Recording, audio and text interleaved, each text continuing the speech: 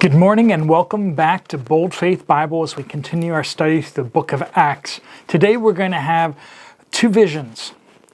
Two men are going to get two visions, and they are going to learn that even though that they would not normally associate with one another, that God does not see them differently. God is going to break down this impenetrable barrier between the Gentiles and the Jews. And God is going to do this in such a way that He is going to grab a hold of the hearts of the people that seek Him and use them mightily for His purposes. We got a lot of exciting stuff to cover here. So before we get started, let's first have a time of prayer and confession to confess our sins to the Lord, make sure our hearts are in the right place. Let's pray. Lord God, You are so holy.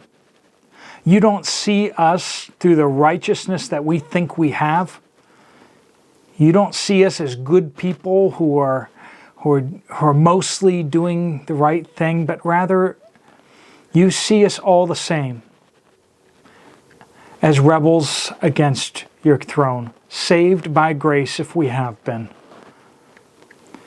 Lord, I pray, Lord, that we would come to You with this such a spirit of humility, a spirit broken, that we would seek You, not on our terms, but on Your terms.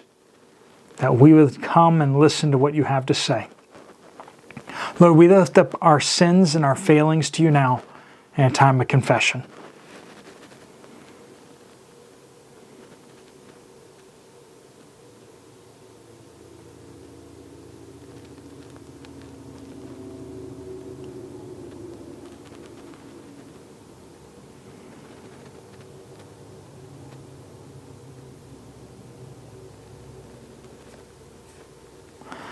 Lord, we praise You that in Christ we find the forgiveness of our sins, that You cleanse us from all unrighteousness and restore us into relationship with Yourself.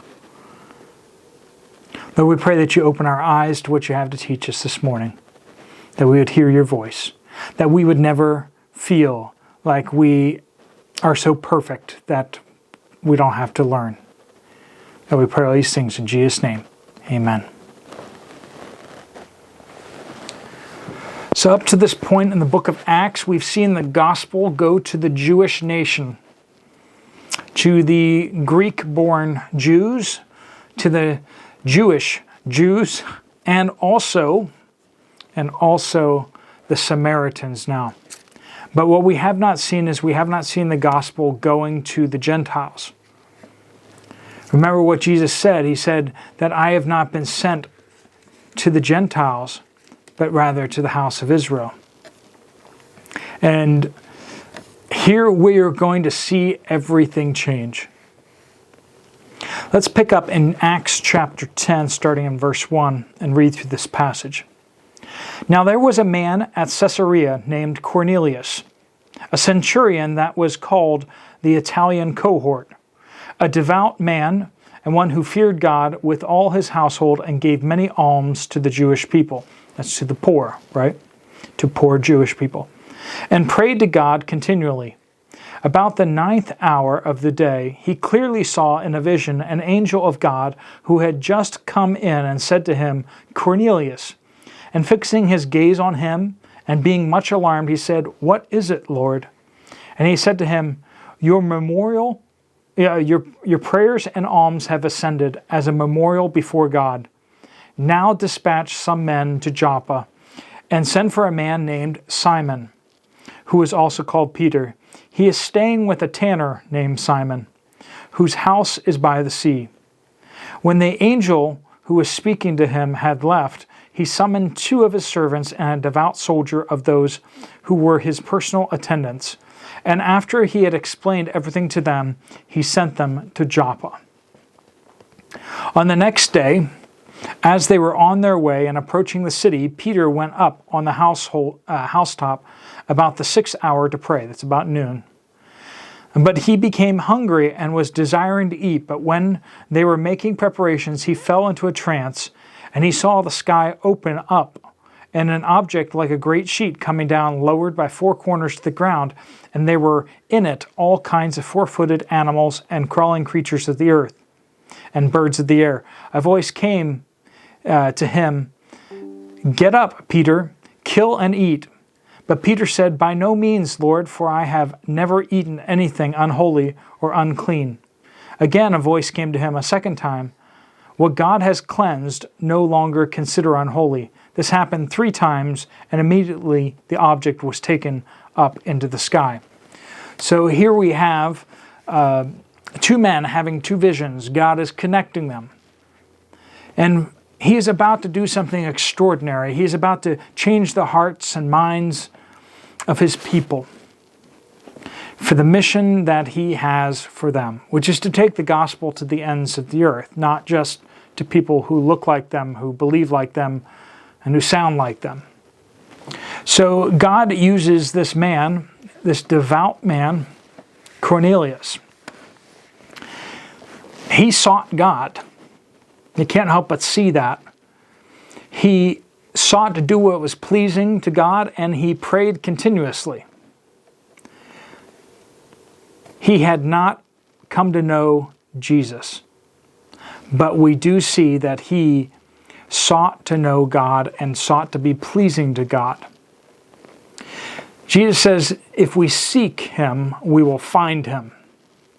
Not because we're so good at looking, but rather because if we seek the Lord, God will reveal Himself to us. He delights to reveal Himself to those who seek Him. He delights to reveal Himself to those who seek to please Him. And that's what's called faith. Not knowing exactly the hows or the whys or the whats or all the little bits and bobbles of the theology, but rather seeking to be pleasing to God, seeking to understand. And this is what we see in Cornelius. So he gets this vision, and God says, send for this man Simon. Doesn't really say why. It says send for him. And so he does. He sends for him and doesn't know exactly what he's sending for, just that God wants him to do it. And so he does, in faith. He's sending for a Jewish leader, a rabbi of influence, even though it is of the Christian sect at this point. But by now, Peter and the 12 have quite a following. So to say that they are uninfluential would be definitely an understatement. They are not uninfluential. They are very influential now. The whole nation of Israel is kind of dealing with the fallout from what these men are teaching and what they're preaching. Much of Israel has now heard of this. So he's sending to this Jewish person. He has been turned away and denied so many times, I'm sure, because he is a Gentile. Told that he cannot enter the temple, which he longs to enter, cannot offer sacrifices within the temple.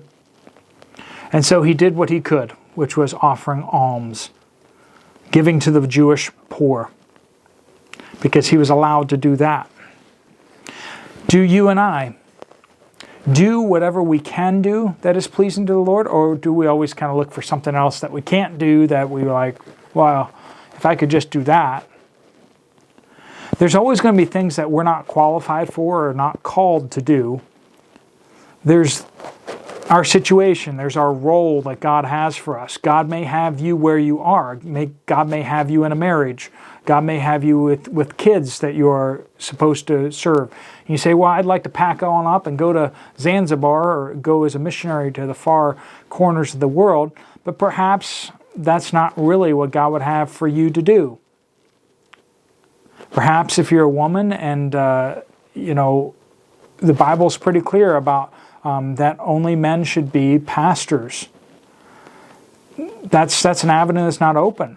If you're a man, but yet you've been divorced or some other thing has happened in which you are now disqualified from being a pastor ever, these things, we shouldn't be focused on what you can't do, but we should be focused on, by faith, what can you do that is pleasing to the Lord? And this man, Cornelius, was there. So he focused on what he could do. And here we see that God chooses to do this miraculously through the sending of angels and visions to change the heart of Peter and to link him up to Cornelius. So Peter goes up to pray. He's hungry when he falls asleep, but that's not the reason for his vision. He gets this vision of 3 great sheets coming down full of unclean food that Jews ought not to eat. But it says, what God has cleansed, no longer consider unholy. And that's something that's going to be echoing in his mind as this Gentile comes to ask him to come. And he's considering this. And ultimately what we'll see tomorrow is basically that God is going to give the Holy Spirit to the Gentiles. And the church is going to have to deal with that. As the Holy Spirit falls on the Gentiles, they're going to have to accept them as their equals in the new church. God was about to change the hearts and minds, and so he steps in to do that himself. But he uses a man named Cornelius, someone who would be relatively palatable to Peter, not some unwashed Gentile, but rather a very pleasing Gentile, a very honorable one who has sought the Lord, in order to ease the transition for the church to realize that this great mystery is that the gospel is for all nations. The blessing of Abraham is for all peoples everywhere. And they're seeing that unfold here. Let me pray for you as you go, before you go about your day. Lord God, Peter probably thought that only Jews should be saved. And yet, Lord, you taught him that he was blind to something that you wanted to do. Lord, help us not to be blind. Help us to be teachable and to hear your voice. Lord, help us to be shaped by your word and not to try to shape your word according to what we want or what we think is right. Lord, I pray that you bless each person watching this video today as they go and do the things that you have called them to do. Lord, we pray all these things in Jesus' powerful name. Amen. Thanks so much for being with us again here this morning. There's some Bible studies right here on the screen that you can click through and go there. You can check out playlists. We're hoping to have some compilations soon so that if you're going to watch through a longer Bible study, you won't have to go through each episode, but rather we'll be able to mush them together into some bigger videos. So like maybe all of Galatians will be in one video and all of Romans will be in one video. It'll be a long video. But that's an exciting development that may be coming out in the next week or two. We'll see how that goes. But God bless you all. Thanks so much for watching. I'll see you later.